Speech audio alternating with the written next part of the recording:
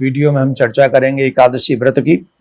पूर्व काल में त्रेता युग में है नाम के एक राजा थे। उनकी 1000 से भी ज्यादा रानियां थी, लेकिन उनका दुख था कि उनके कोई पुत्र नहीं था।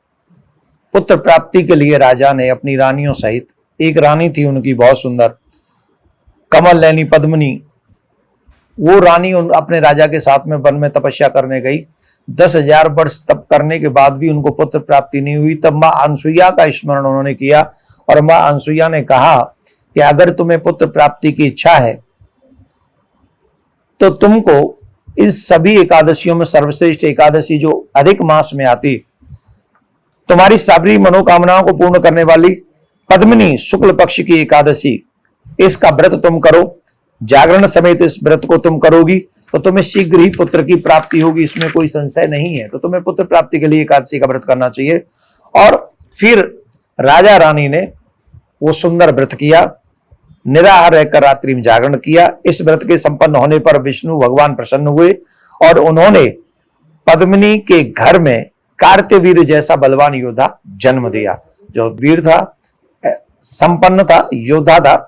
जो राजाओं में सबसे बड़ा गुण तो योद्धा का होना है, तो वो था और यशवान था। तो जो भी मनुष्य इस मल मास की इस एकादशी का, जिसको हम लोग पुरुषोत्तम मास की एकादशी भी कहते हैं, कमला एकादशी भी कहते हैं, अधिक मास की एकादशी भी कहते हैं, और बहुत सुंदर सुंदर नामों से इसको जाना जाता है। भगवान विष्णु को ये एकादशी बहुत प्रिय है। अधिक मास में जो मनुष्य इस शुक्ल पक्ष की एकादशी का व्रत करता है, उस मनुष्य को मनोकामना अवश्य उनकी पूर्ण होती है, इसमें कोई संशय नहीं है। और उस मनुष्य को चाहिए कि मन क्रम वचन से ब्रह्म मुहूर्त में उठे और ब्रह्म मुहूर्त में उठकर स्नान करे, संकल्प करे, प्रिया प्रीतम का स्मरण करे, तो उसके बाद में ठाकुर जी की पूजा करे, फिर जो चाहेगा उस जागरण करे इत्यादि सत्यव्रत, ये सब आपको नियम पहले बता रखे, उन नियमों का पालन करें। एकादशी का व्रत हम लोग 27 तारीख को रखेंगे।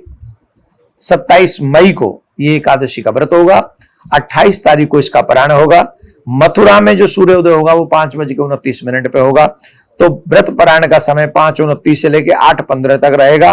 और जहां जहां सूर्य जिस समय उत्पन्न प्रकट होंगे, उदय होंगे, वहां के हिसाब से इसका पारायण हम लोग कर सकेंगे। और पारायण होगा 28 तारीख को। तो आप लोगों को व्रत का मतलब आप समझ लें, सिर्फ भूखा रहना ही नहीं है, सत्य बोलना है, भजन करना है, जप करना है, तीर्थ करना है, दान करना है, आदि आदि। और अधिक मास की एकादशी हो तो फिर इसका कहना ही क्या है। तो इस एकादशी व्रत का बहुत महत्व है, क्योंकि अधिक मास में आती है। तो 27 तारीख को हम ये व्रत रखेंगे। राधे राधे।